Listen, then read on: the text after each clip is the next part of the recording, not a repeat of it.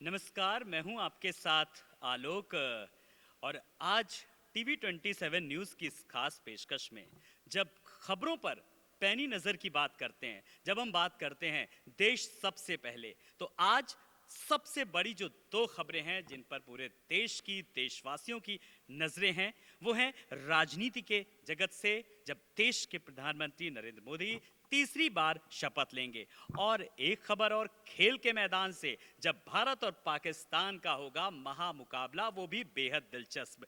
तो इन दोनों खबरों पर हमारी पैनी नजर रहेगी। फिलहाल राजनीति के गलियारों से अगर मैं बात करूं, तो जब शाम को आज जब शपथ ग्रहण समारोह होगा, जब देश के प्रधानमंत्री नरेंद्र मोदी तमाम राष्ट्राध्यक्षों, सांसदों, विधायकों के बीच में जब शपथ लेंगे, और उस पल की, उस घड़ी का लोगों को बेसब्री से इंतजार है। लेकिन उससे पहले क्या कुछ गहमा गहमी चल रही है, और खास करके जब मैं उत्तर प्रदेश के परिप्रेक्ष्य में बात करता हूं, तो उत्तर प्रदेश में कौन कौन से लोग पहुंच रहे हैं, विपक्ष में किस तरीके की सुगबुगाहट है, इन तमाम सारे सवालों के जवाब देने के लिए आज हमारे साथ हैं लखनऊ से हमारे सहयोगी पंकज। पंकज, बहुत बहुत स्वागत है। आज का दिन बेहद खास, जरा जब राज तिलक की करो तैयारी हो रही है, तो क्या कुछ गहमा गहमी चल रही है?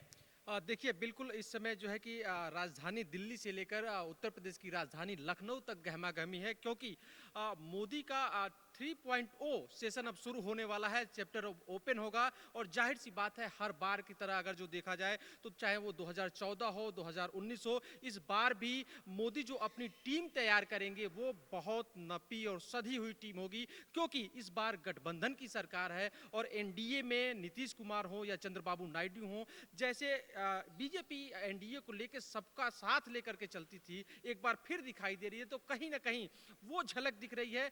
बड़ी बात है कि यूपी से ही दिल्ली का रास्ता तय होता है। बिल्कुल, क्योंकि सवाल 80 सीटों का था। और जब हम दिल्ली की सियासत की बात करते हैं, जब हम केंद्र की राजनीति की बात करते हैं, तो यूपी की भला कैसे अनदेखी हो सकती है? यूपी की ही पंकज जब बात कर रहे हैं, खास पकड़ है, खास समझ है आपकी, लगातार जिस तरीके से हर छोटी बड़ी खबरों पर, गतिविधियों पर आप नजर रखते हैं, यूपी को लेकर के सबकी नजरें हैं, पूरे देश की क्या प्रतिनिधित्व होगा, तो क्या कुछ और खबरें अंदर खाने से आ रही हैं? देखिए इस बार आम चुनाव में हालांकि बीजेपी ने मिशन 80 बनाया था 80 सीटों को जीतने के लिए, लेकिन 80 पूरा नहीं कर पाई, मिशन को पूरा नहीं कर पाई। उसके बावजूद जो अभी पीएम नरेंद्र मोदी और उनकी टीम के पास जो उत्तर प्रदेश की जो छवि है वो वैसी की वैसी बरकरार है। अगर जो बात की जाए तो राजनाथ सिंह बड़े चेहरा है उत्तर प्रदेश से, उन्होंने जीत भी दर्ज की थी। तो ऐसे में कहीं ना कहीं राजनाथ सिंह को जाहिर सी बात है कि कैबिनेट में जगह जरूर मिलेगी। इसके साथ स्मृति ईरानी भले चुनाव हार गई हो, लेकिन उनकी छवि वैसी ही है। माना जा रहा है कि उनको भी कैबिनेट में जगह मिल सकती है। नए चेहरे भी शामिल होंगे। आरएलडी जो इस बार एनडीए का दामन थाम के, एनडीए का हाथ पकड़ के और जाटलैंड में अच्छी वोट बैंक दिला करके और एनडीए को मजबूत किया है, तो जाहिर सी बात है किसान नेता के तौर पे जयंत चौधरी उभर रहे हैं। जयंत चौधरी को भी मोदी टीम में मौका मिल सकता है। और साथ ही साथ पंकज चौधरी हो, चाहे महाराजगंज से, या फिर जो नए चेहरे के तौर पे देखा जाए तो लोक निर्माण विभाग उत्तर प्रदेश में जो मंत्री हैं जितिन प्रसाद, उनको भी चूंकि पीलीभीत से चुनाव लड़ाया था बीजेपी ने, तो उनको भी अहम जिम्मेदारी इस बार दी जा सकती है। जितिन प्रसाद ने तो साफ तौर पर कहा था कि अगर हम जीते तो पीलीभीत को मुंबई बना देंगे। मुझे लगता है वो बयान अच्छे से याद होगा आपको भी। बिल्कुल बिल्कुल, चूंकि देखिए जितिन प्रसाद के जो काम करने का तरीका है वो अलग है।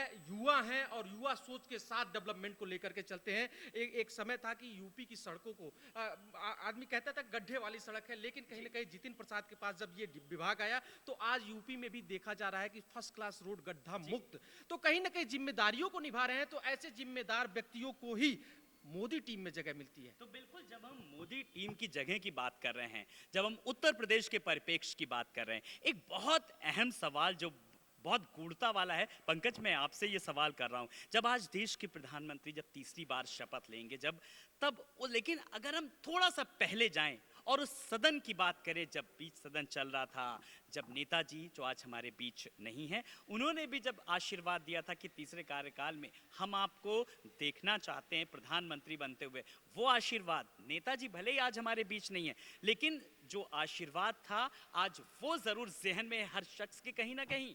देखिए कहा जाता है कि जब दिल से दुआएं निकलती हैं तो जाहिर सी बात है वो पूरी होती हैं। और माना जा रहा है कि पीएम नरेंद्र मोदी को वो दुआ लगी जो नेताजी ने दी थी कि वो तीसरी बार उनको एक बार फिर प्रधानमंत्री के तौर पे देखना चाहते हैं। कहीं ना कहीं प्रधानमंत्री भी उनको धन्यवाद कर रहे होंगे। और ये जो बात, ये जो घटना, ये जो आशीर्वाद है जो सच होता हुआ दिख रहा है, वो कहीं ना कहीं समाजवादी पार्टी भी देख रही होगी। लेकिन आज थोड़ा सा जो जो राजनीतिक जो परंपरा, एक मान मर्यादा रहती थी, उसमें थोड़ा सा बदलाव देखने को मिला है।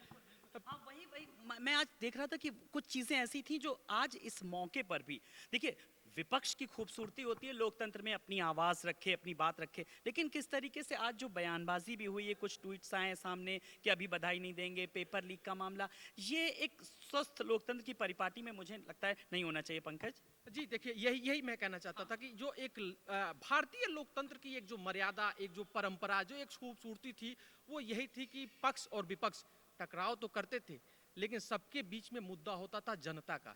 लेकिन अब कहीं ना कहीं उसमें अपने व्यक्तित्व, अपने व्यक्तिगत मसलों को भी लेके आदमी उतर रहा है। आज का जो दिन है, आज का जो समय है, आज शाम 7:30 बजे जब भारत के एक सबसे बड़े पंचायत को शपथ दिलाई जाएगी देश में, कहीं ना कहीं विश्व मंच पे ये पूरी दुनिया देखेगी। और ऐसे में विपक्ष की जो भूमिका होनी चाहिए वो लीक से हटती हुई दिख रही है। बिल्कुल, इस बात को विपक्ष को भी समझना होगा। लेकिन सबसे बड़ी बात आज, जैसा कि पंकज ने भी कहा, जब 7:30 बजे का वक्त वो होगा जब पूरे देश की नजरें हैं, जब अंतर्राष्ट्रीय परिदृश्य पर जब हम बात करते हैं, चाहे वो संत महात्मा हों, चाहे वो राष्ट्रीय अध्यक्ष हों, चाहे वो अन्य देशों के प्रधानमंत्री हों, चाहे वो अन्य देशों के कई जिम्मेदार प्रतिनिधि हों, वो सब की नजरें आज भारत पर हैं। और TV27 न्यूज, जिसका कि पंच लाइन है, देश सबसे पहले, पल पल का अपडेट अपने दर्शकों तक पहुंचाएगा। फिलहाल पंकज, आपका बहुत बहुत शुक्रिया, और अपने सहयोगी नीरज के साथ मैं आलोक राजा, TV27 न्यूज।